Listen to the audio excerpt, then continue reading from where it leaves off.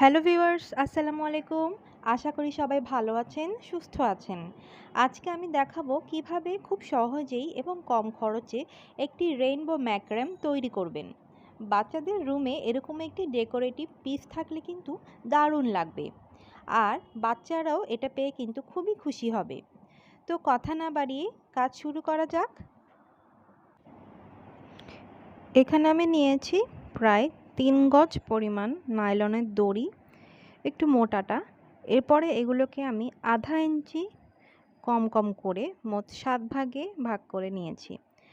আর প্রত্যেকটা ভাগের এন্ডিংয়ে আমি স্কচ টেপ পেঁচিয়ে দিয়েছি যাতে সুতোগুলো খুলে না যায়। স্কচ টেপ পেঁচানোর পরে এরকম করে আমি দড়ির বাঁধনগুলো ছাড়া ছাড়াভাবে খুলে দিচ্ছি যাতে জিনিসটা টাসেলের মতো হয়ে থাকে।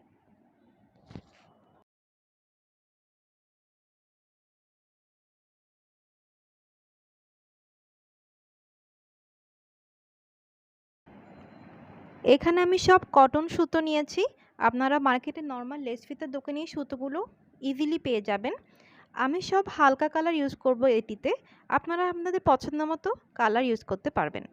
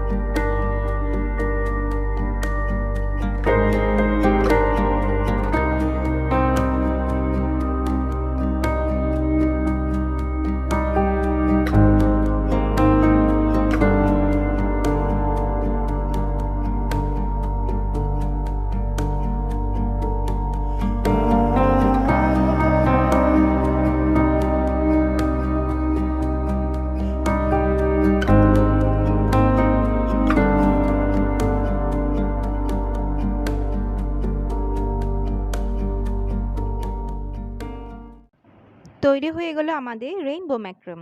ভিডিওটি ভালো লেগে থাকলে অবশ্যই চ্যানেলটি সাবস্ক্রাইব করবেন এবং অবশ্যই লাইক বাটনে ক্লিক করবেন। সবাইকে অসংখ্য ধন্যবাদ।